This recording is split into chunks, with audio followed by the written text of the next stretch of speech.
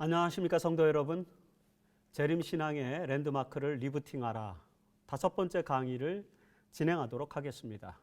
오늘은 조건적 불멸론을 리부팅하라는 제목으로 함께 말씀을 나누도록 하겠습니다. 마태복음 10장 28절에 여러분들이 잘 아는 말씀이 있죠. 바로 이런 말씀입니다. 그리고 몸은 죽일지라도 영혼은 죽이지 못하는 일을 두려워하지 말고 영혼도 몸도 둘 다 지옥에 던져서 멸망시킬 수 있는 분을 두려워하여라. 재림교회 신앙의 5번째 랜드마크, 5대 랜드마크 중에 마지막 하나는 조건적 불멸의 교리입니다. 조건적 불멸의 교리란 사람을 구성하고 있는 영혼과 육체를 분리할 수 없는 하나의 존재, 즉 일원론적으로 인식하고 그리스도를 믿는 사람이 죽으면 그 존재가 소멸되었다가 의인들이 부활을 통해서 불멸의 삶을 얻게 된다는 사상, 그래서 조건적 불멸이라고 하는 사상을 말하는 것입니다. 다시 말해서 믿음의 조건으로 부활을 통해 불멸을 얻게 된다는 그런 교리이죠. 이것이 성경에서 가르치고 있는 내용임에도 불구하고 대다수의 기독교인들은 조건적 불멸의 교리를 믿지 않고 영원 불멸의 교리를 믿고 있습니다. 영원 불멸 사상이란 사람은 불멸의 존재이기 때문에 육신의 죽음 이후에도 영혼은, 육신과 분리되어 있는, 이원론적으로 분리되어 있는 영혼은 죽지 않고 천국 혹은 지옥으로 가게 된다는 사상입니다. 이 영원불멸의 교리는 헬라 철학의 영향을 받은 대표적인 기독교 사상임에도 불구하고 많은 교단과 교인들은 영원불멸 사상을 확고하게 성경적 교리라고 믿고 있습니다. 그리고 영원불멸의 교리를 믿지 않는 조건적 불멸 사상을 이단 사상으로 폄하하고 있죠. 이런 이유 때문에 재림교회의 이단 논쟁에서 조건적 불멸의 교리는 항상 빠지지 않고 등장하게 됩니다. 따라서 우리는 재림교회의 조건적 불멸 신앙을 다시 점검해 볼 필요가 있습니다. 이것이 랜드마크 중에 하나이기 때문에 그렇습니다. 재림교회가 믿고 있는 조건적 불멸의 교리가 정말로 비성서적이고 이단적인 사상인가? 아울러서 이에 대해서 기독교 신학에서는 어떤 입장을 취하는가? 이런 것들에 대해서 살펴보도록 하는 것입니다. 그런 내용들을 살펴보면서 재림신앙의 랜드마크인 조건적 불멸 신앙을 리부팅해 보도록 하겠습니다. 자, 먼저 조건적 불멸 신앙이 랜드마크가 된 이유가 무엇인지 한번 살펴보도록 하겠습니다. 그 이유를 역사적인 배경을 통해서 이해해야만 합니다.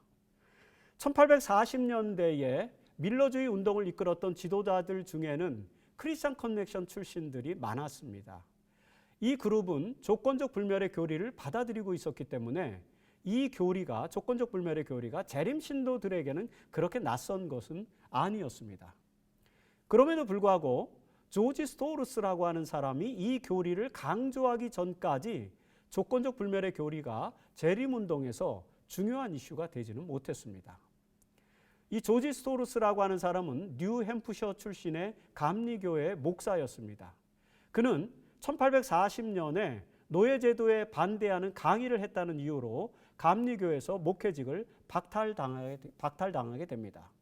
사실 조지 스토우루스는 그 3년 전에 헨리 구루의 글을 통해서 조건적 불멸의 교리를 접한 후에 3년 동안 이 조건적 불멸의 교리를 연구하여서 영원불멸의 교리가 성경적이지 아니라는 사실을 깨닫게 되었습니다.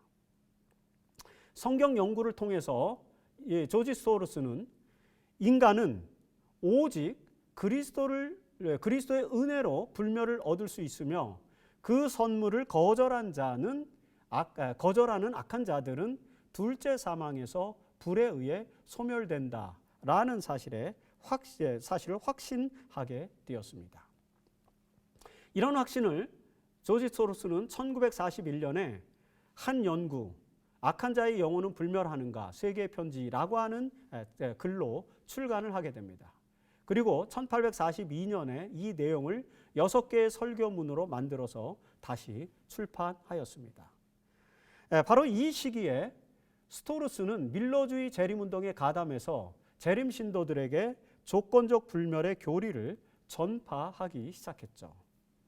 그런데 윌리엄 밀러와 조시아 리치 같은 사람들은 스토르스의 조건적 불멸의 교리에 반대했습니다. 특별히 조시아 리치는 스토르스의 주장에 반대하기 위해서 반영혼 멸절론자, 영혼 멸절론을 가르치는 사람들에 반대한 이런 반영혼 멸절론자라는 책을 출판하기도 할 정도였습니다. 하지만 이런 상황에도 불구하고 몇몇 밀러주의 지도자들이 스토르스의 기별을 받아들이게 되었죠. 제이 존스는 밀러에게 스토르스의 이 조건적 불멸의 기별을 반대하지 말라라고 제언하기도 했습니다. 둘째 천사의 기별을 선포했던 찰스 피치도 스토르스의 편에 서서 그 조건적 불멸의 교리를 받아들였습니다. 이렇게 해서 재림 운동에 가담했던 밀러주의 지도자들 중에는 조건적 불멸의 교리를 받아들이는 사람들이 어느 정도 있었습니다. 그러나 이 교리가 재림 신도들의 관심을 끌게 된 것은 사실 1844년 10월 22일의 대실망 이후에 이제 관심을 끌게 됩니다. 조셉 베이츠와 제임스 화이트는 크리스천 커넥션의 출신이었기 때문에 조건적 불멸론을 믿고 있었습니다. 이미. 그리고 이들 외에도 감리교 출신이었지만 엘렌 화이트도 조건적 불멸의 교리를 믿고 있었습니다. 그 당시에. 왜 그러냐면 엘렌 화이트이 조건적 불멸의 교리를 믿게 된 상황은 그녀의 자서전을 보면은 자세하게 우리가 이해를 할 수 있습니다. 재림운동이 한참이던 1842년에 엘렌 하모는 메인주 포틀랜드의 캐스코가에 위치한 크리스천 커넥션 교회에서 개최되었던 밀러의 두 번째 집회에서 영혼불멸의 교리와 관련된 문제를 해결할 기회를 얻게 됩니다. 당시에 14살이었던 엘렌은 영원히 타오르는 지옥에 대한 공포감으로 두려움과 낙담 가운데 빠져 있었습니다. 자서전의 42페이지에 그 내용이 나옵니다. 바로 이 시기에 엘렌의 어머니는 레비 스토크먼 목사의 가르침을 통해서 조건적 불멸의 교리를 받아들이고 있었습니다. 그래서 엘렌은 이 교리에 대해서 어머니와 대화를 한 후 몇 달 동안 심사숙고하였습니다. 그리고 레비 스토크먼 목사로부터 가르침을 또 엘렌도 받게 됩니다. 이런 과정들을 통해서 엘렌도 조건적 불멸의 교리를 받아들이게 된 것입니다. 자, 이와 관련해서 엘렌 화이트는 자서전에서 이렇게 기록하고 있습니다. 이 문제에 관한 설교를 들었을 때 나는 이것이 진리라고 믿었다. 그때로부터 죽은 자의 잠에 관한 새로운 빛이 내 마음의 어두움을 몰아냈으며 부활 문제를 가리었던 신비의 장막이 거쳤고 그 대사건 자체가 더욱 새롭고 심각한 의미를 되찾게 되었다. 이전에 나는 마음속으로 죽은 후에 즉시 상이나 벌을 받는 문제와 후에 있을 부활과 심판에 관한 분명한 사실과 조화시키기가 매우 힘들었다. 만일 죽은 영혼이 영원한 복락이나 불행에 들어간다면 미천한 썩을 육신의 부활의 필요성이 어디에 있는가? 그러나 이 새롭고 아름다운 신조는 성경 기자들이 왜 육체의 부활을 그렇게 강조했는지 그 이유를 나에게 가르쳐 주었다. 그 이유는 전 인간, 즉 육체와 영혼이 무덤 속에서 자고 있기 때문이다. 이제 나는 이 문제에 관한 우리의 과거의 입장이 잘못되었음을 명확히 깨달을 수 있었다. 자서전 49페이지, 50페이지에 있는 말씀입니다. 이처럼 밀러주의 재림운동에 가담했던 조지 스토르스, 제이 존스, 찰스 피치와 같은 사람들이 조건적 불멸의 교리를 수용했고 그리고 조셉 베이츠와 제임스 화이트 등 많은 크리스천 커넥션 출신의 재림운동 지도자들이 조건적 불멸의 교리를 수용했습니다. 그리고 나아가서 엘렌 화이트까지 조건적 불멸의 교리를 깨달았습니다. 바로 이런 이유 때문에 이 교리는 초기 재림교회가 수립되는 과정에서 자연스럽게 재림신앙의 랜드마크 중 하나가 되었던 것입니다. 이 사상은 당시 밀러나 조시아 리치의 반응에서도 나타나는 것처럼 일반 기독교인들에게는 비성경적인 것으로 받아들여지기도 했습니다. 여기서 역설적인 상황이 발견됩니다. 성경에는 죽은 자의 부활을 강조하는데도 불구하고 영혼 불멸이 성경적일 수 있을까라는 것이죠. 그런데 많은 기독교인들은 그렇게 생각합니다. 그 이유는 신약에서는 부활 못지않게 영혼 불멸과 관련된 기록들이 들어있기 때문입니다. 그래서 우리는 이 영혼 불멸의 내용과 뿌리에 대해서 좀 이해할 필요가 있습니다.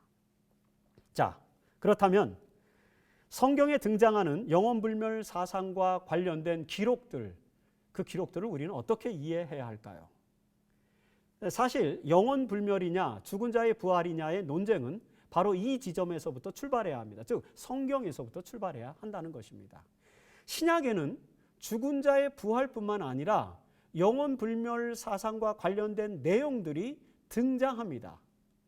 특별히 그 개념들은 주로 지옥이라는 단어와 꺼지지 않는 불 내지는 구더기도 죽지 않는 곳 등의 표현으로 나타나게 되죠.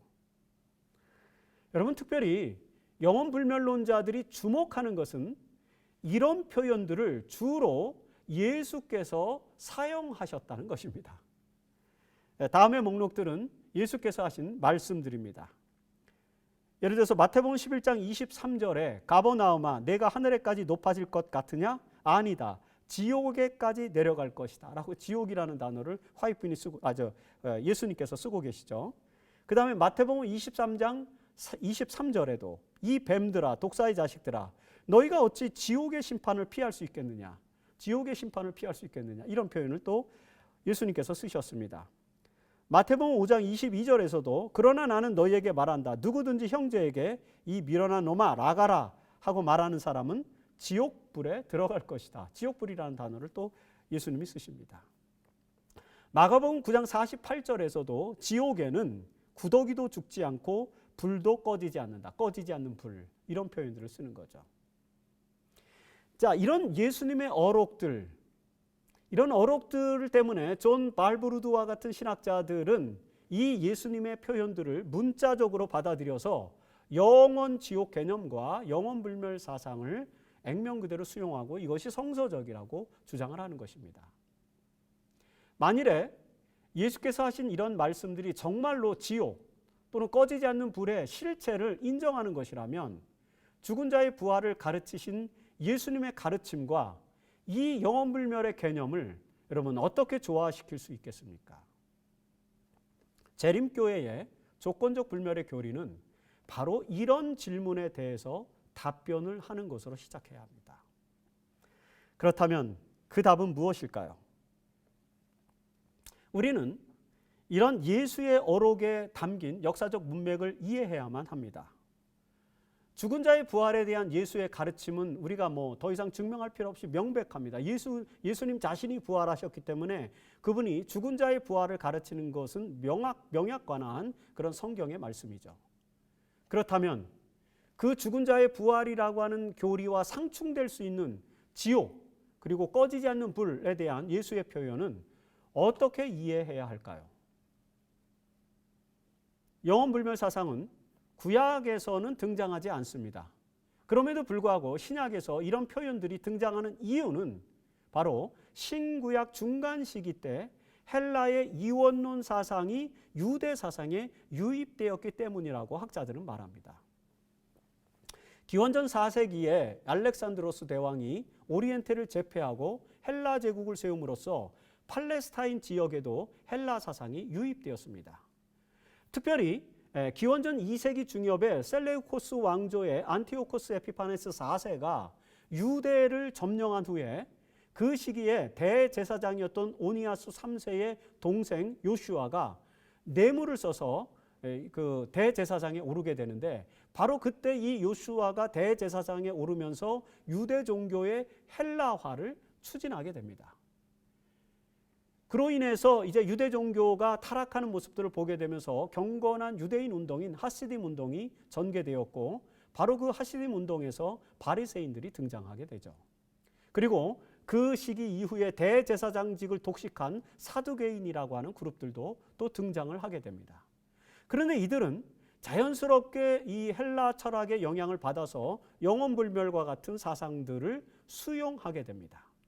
바로 이런 기원전 2세기에 일어난 이런 역사적인 배경 때문에 유대 종교 지도자들은 지옥과 꺼지지 않는 불에 대한 신앙을 가지게 됩니다. 예수께서는 이런 신앙을 가진 유대인들을 향해서 권면하실 때 저들의 언어, 저들의 용어를 지금 사용하고 계시는 것입니다. 따라서 지옥에 대한 예수의 표현은 영원불멸을 믿고 있는 유대인들의 언어로 이해해야만 하는 것입니다. 우리가 잘 아는 것처럼 예수님은 종종 저들의 관습, 그리고 저들의 언어, 그리고 저들의 설화들을 가지고 당신의 가르침을 제공하셨습니다. 특별히 부자와 나사로의 비유와 같은 것이 대표적이지 않습니까? 우리가 잘 알고 있듯이 이 부자와 나사로의 비유는 이집트의 설화를 차용한 비유입니다. 그것을 예수님이 믿기 때문에 이야기한 것이 아니라 당신의 교훈을 제공하기 위해서 이런 내용들을 차용하는 것입니다. 비유로 쓰는 것이죠. 이처럼 예수께서는 다양한 문맥을 사용해서 교훈하시되 비유 혹은 유비적인 방법으로 그런 것들을 사용하고 계시다는 사실을 우리는 이해해야만 합니다. 즉 예수는 지옥이나 꺼지지 않는 불을 가르치고자 하는 것이 아니라 유대인들이 잘 알고 있던 영원불멸의 용어들을 사용해서 당신께서 가르치고자 하시는 교훈을 지금 전달하는 그런 어법, 그런 내용이라고는 하는 사실을 우리가 이해해야 하는 것이죠. 이런 이해에 기초할 때에 신약에 나타난 지옥과 관련된 예수의 말씀의 배경을 우리는 어느 정도 알 수 있게 되는 것입니다. 예수님의 말씀을 역사 문맥적으로 이해하지 않고 문자적으로 이해하게 되면 영원 지옥의 개념이 강조될 수밖에 없습니다. 그래서 기독교 역사에서 여러 신학자들이 그런 영원불멸 사상을 문자적으로 수용하게 된 것입니다. 그럼에도 불구하고 많은 또 다른 신학자들은 그 개념이 유비적인 것임을 알고 있었어요. 그래서 예수의 가르침을 죽은 자의 부활, 영원불멸이 아닌 죽은 자의 부활로 또 소개하기도 합니다. 이처럼 기독교 신학의 역사에서 볼 때 영원불멸과 죽은 자의 부활 사상은 학자들의 입장에 따라서 서로 다르게 나타나고 있는 것을 우리는 이해하게 됩니다. 일반적으로 기독교 신학에서 지옥에 대한 개념은 크게 4가지로 정리됩니다. 첫 번째는 영원 지옥 개념을 문자적으로 수용하는 이론입니다. 이미 말씀드린 것처럼 이런 이론은 존 발브루드와 같은 신학자들, 그 발브루드를 포함해서 여러 개신교 신학자들이 이런 내용을 지지하는 거죠. 문자적으로 지옥을 받아들이는 것입니다. 두 번째는 연옥에 대한 개념으로 벌게토르, 이게 정화의 공간인 연옥에 대한 개념으로 영원불멸 사상을 강조하는 이론입니다. 이런 이론은 자카리 헤이에스와 같은 캐톨릭 신학자들이 지지하고 있습니다. 그리고 세 번째는 영원불멸 사상은 수용하지만 꺼지지 않는 고통의 불이 있는 지옥, 이것은 사실 은유적인 것이다 라고 이해하는 관점입니다. 예를 들어서 윌리엄 크로켓과 같은 사람은 지옥은 하나님의 심판에 대한 고통을 상징하는 것이라고 이렇게 설명을 하죠.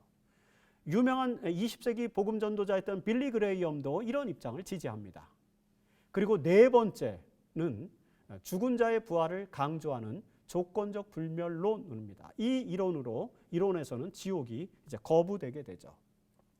조건적 불멸론을 주장하는 대표적인 개신교 학자는 클라크 피녹이라고 하는 학자가 있습니다. 그리고 복음주의 신학자인 존 스토트도 의인은 부활 후에 불멸하는 것이며 악인은 멸절한다는 조건적 불멸과 영원 멸절론을 받아들였습니다. 존 스토트도 그런 이론을 받아들입니다. 이처럼 기독교 신학에서 영원 불멸과 지옥에 대한 입장은 굉장히 다양하게 나누어져 있습니다. 이 입장을 정리하면 영원 불멸을 받아들이는 입장과 조건적 불멸을 수용하는 입장으로 양분됩니다. 그리고 이 두 가지 입장이 모두 2000년 개신교 신학 역사에서 몇 년이 이어져 오고 있기 때문에 어떤 한 입장을 가졌다고 해서 그것을 이단적이라고 규정할 수 없는 것입니다. 다시 말해서 조건적 불멸론의 기초에서 죽은 자의 부활을 믿는 재림교회 사상은 기독교 신학에서 절대로 이단적인 것이 아니라는 것이죠. 자, 이런 사실들을 좀 더 구체적으로 살펴보기 위해서 기독교 역사에서 나타난 이원론과 일원론 사상의 지지자들의 면면을 한번 살펴보도록 하겠습니다. 개신교 정통주의 신학은 종교개혁자들에 의해서 수립되었습니다. 그래서 우리는 종교개혁자들의 사상을 개혁주의 신학, 전통 이렇게 말합니다. 정통주의 신학 이렇게 말하죠. 루터와 칼뱅의 신학에 의해서 정통주의 기독교 신학이 발전하게 됩니다. 그런데 이 두 종교개혁자들의 인간 본성에 대한 이해가 서로 다르다는 사실을 우리는 알아야 합니다. 먼저 루터는 일원론주의자로서 영원불멸을 지지하지 않습니다. 하지만 칼뱅은 이원론자로서 영원불멸을 강력하게 지지하죠. 루터는 이렇게 말했습니다. 나는 바보스럽게 육과 영과 혼으로 구분하지 않는다. 사실상 육체는 영 혹은 혼으로 살아있기 때문에 육체는 이 영이나 혼 없이 있을 수 없고 무엇을 갈망할 수도 없다. 나는 영혼과 육체를 전인적으로 이해한다. 일원론적으로 이해하는 것이죠. 따라서 영이라고 할 경우에도 나는 그것을 전인적으로 이해한다. 루터스 웍에 나오는 내용입니다. 이에 반해서 칼뱅은 이렇게 주장합니다. 영혼은 신체가 아니며, 그래서 영혼과 신체가 다르다는 거죠. 신체는 또 영혼이 아니다. 그러므로 어떤 일을 영혼에 대해서만 말할 수 있고 신체에 대해서는 결코 해당되지 않으며, 또 신체에 대해서 하는 말이 영혼에 대해서는 결코 적합하지도 않을 것이다. 또 사람 전체에 대해서 하는 말을 각각 영혼이나 신체에 대해서 한다면 반드시 부적당하게 된다. 기독교 강요에서 한 말입니다. 인간 본성을 일원론적으로 이해하면 영원불멸 대신에 죽은 자의 부활을 믿게 되고요. 이원론적으로 이해하면 영원불멸을 믿게 됩니다. 이런 의미에서 루터는 일원론자였고 칼뱅은 이원론자였습니다. 따라서 이 두 종교개혁자의 신학적 입장이 다르다는 것이죠. 만일에 영원불멸을 믿지 않는 것이 기독교의 이단적 사상이라면 루터도 이단이 되어야만 하는 이상한 논리가 만들어지게 됩니다. 그러나 일원론주의자로서 영원불멸을 믿지 않는 루터를 이단이라고 하는 개신교인은 아무도 없습니다. 바로 이런 점에서 재림교회의 랜드마크 중 하나인 조건적 불멸의 교리는 기독교 정통신학 중 하나임을 분명하게 우리는 이해할 수 있습니다. 현대 개신교 신학자 중에서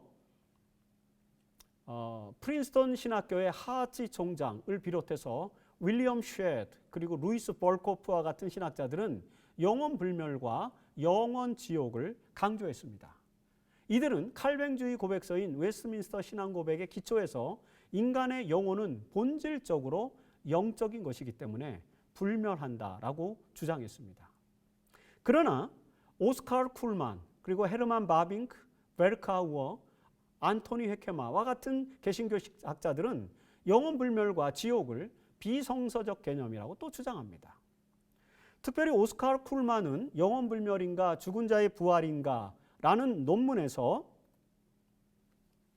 죽은 자의 상태를 잠자는 상태에 비유한 예수의 말씀에 따라서 사람이 죽으면 잠자는 것과 같은 상태에 있다가 부활의 날에 새로운 몸으로 부활하여 영생을 얻게 된다라고 죽은 자의 부활을 강조했습니다. 조건적 불멸론을 강조한 거죠.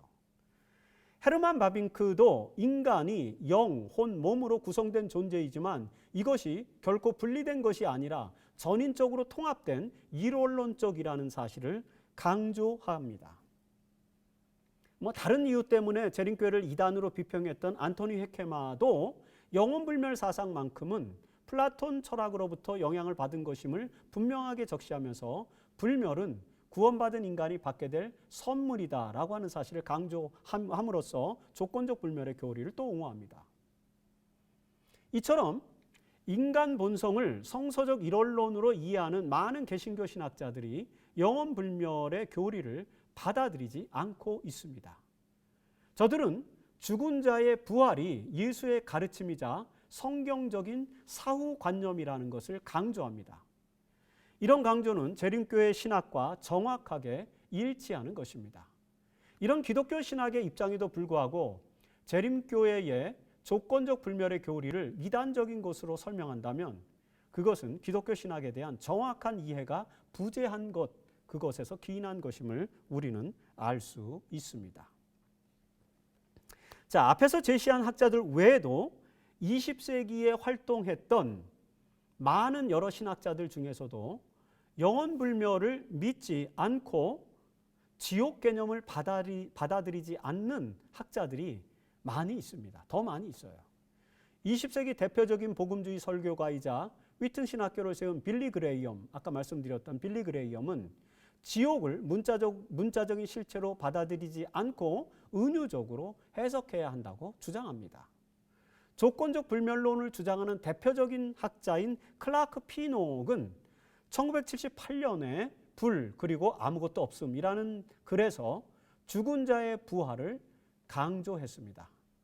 그리고 윌리엄 퍼지라고 하는 학자도 1982년에 소멸하는 불이라는 책에서 지옥과 영원불멸을 비성서적인 것으로 강조하기도 했습니다. 그리고 20세기의 유명한 복음주의 신학자 중에 하나였던 존 스토트, 이 복음주의자 존 스토트 역시 1988년에 영원멸절론에 대한 글을 발표하여서 조건적 불멸 사상을 강력하게 주장하였습니다. 그리고 필립 휴즈라고 하는 학자도 악인의 영원멸절론에 대한 입장을 발표하였습니다.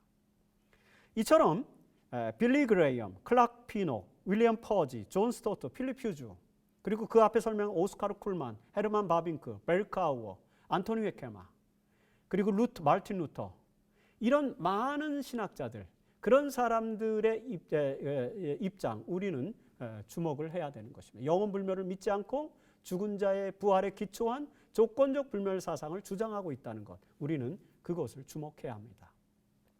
사실 이런 입장을 가진 신학자들의 리스트는 제가 계속해서 더 말씀드릴 수 있습니다. 20세기의 대표적인 신정통주의자였던 에밀 브룬너, 그 다음에 희망의 신학자인 판넨베르크, 하나님 나라의 사상을 가장 강력하게 전파한 조지 레드와 같은 신학자 등도 다 일원론적인 인간 본성을 강조합니다. 그리고 이들 중에서도 우리가 언급할 수 있는 또 하나의 대표적인 사상가가 있는데 그는 바로 칼 발트입니다. 칼 발트라고 하는 신학자죠. 자, 20세기를 대표하는 신학자이자 신정통주의자인 칼 발트는 이원론과 영원불멸의 사상을 믿지 않았습니다. 그는 인간 본성을 일원론, 즉 영혼과 육체를 하나의 전인으로 이해하는 사상을 강조합니다. 특별히 그가 이런 일원론적 사상을 강조하는 이유는 예수 그리스도에 대한 이해 때문이었습니다. 칼 발트는 이렇게 설명합니다.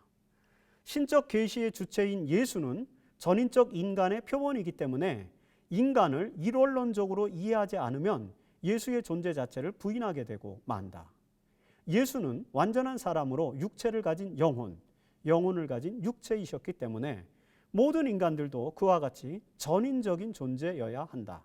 따라서 영혼과 육체가 분리된다는 이원론적 사유는 이론적 기반이 없다. 여러분, 루터로부터 시작해서 오스카르 쿨만과 클라크 피녹과 존 스토트와 칼 바르트에 이르기까지 개신교 신학에서 매우 중요한 주류 신학자들은 인간 본성에 대해서 이원론을 거부하고 일원론을 받아들였습니다. 따라서 그들은 영원불멸보다는 죽은 자의 부활이 성서적이라고 강조했습니다. 재림교회의 조건적 불멸의 교리는 이처럼 많은 신학자들의 신학적 견해로부터 지지를 받았습니다. 그럼에도 불구하고 재림교회의 조건적 불멸의 교리를 이단적인 사상이라고 생각한다면 그건 기독교 신학에 대한 이해의 부족에서 나타나는 것이라고 밖에 볼 수 없다는 사실을 우리는 이해할 수 있게 됩니다. 지금까지 살펴본 기독교의 역사신학적 입장에서 우리는 다음과 같은 내용을 정리해 볼 수 있습니다. 첫 번째, 인간 본성과 사후 상태에 대한 기독교 신학은 일원론과 이원론의 신학적 긴장과 대립 속에서 발전해 왔다는 것이죠. 그 다음에 두 번째, 영원불멸을 주장하는 이원론자들과 죽은 자의 부활을 강조하는 일원론자들은 모두 다 개혁주의 내지는 복음주의 신학 계열에서 현저하게 존재한다라는 것입니다. 그리고 세 번째, 이들은 이 주제에 있어서 서로 다른 입장을 가지고 있으면서도 서로를 이단으로 지적하지 않는다는 것입니다. 그렇다면 이론론적 입장에서 영원불멸을 믿지 않고 죽은 자의 부활을 믿는 재림교회를 이 교리 때문에 이단으로 지목하는 것은 모순된 것이다 라는 것이죠. 그리고 네 번째로, 영혼에 관한 재림교회의 입장은 루터로부터 시작해서 오스카르 쿨만과 바빙크와 베르카우어, 회케마를 거쳐서 칼바르트로 이어지는 신학 전통과 아무런 차이가 없다는 것입니다. 그래서 마지막으로 클라크 피녹과 존 스토트 등과 같은 복음주의 신학자들은 재림교회와 동일한 신학인 조건적 불멸의 교리를 확고하게 믿는다는 것입니다. 이상과 같은 신학의 역사와 전통에서 볼 때 재림신앙의 랜드마크 중 하나인 조건적 불멸의 교리는 성경에 나타난 예수의 가르침에 충실한 신학임을 우리는 알 수 있습니다. 우리는 신학적 이해를 토대로 해서 조건적 불멸의 교리에 대한 우리의 입장을 리부팅할 필요가 있습니다. 그동안 이 교리 때문에 많은 재림교인들이 다른 교단의 신자들로부터 이단으로 공격을 받아왔습니다. 그러나 이제 우리는 그들과 대화할 때 저들이 존중하는 신학자들의 입장과 재림교회의 입장이 다르지 않음을 제시함으로써 이 논쟁을 종식시킬 수 있습니다.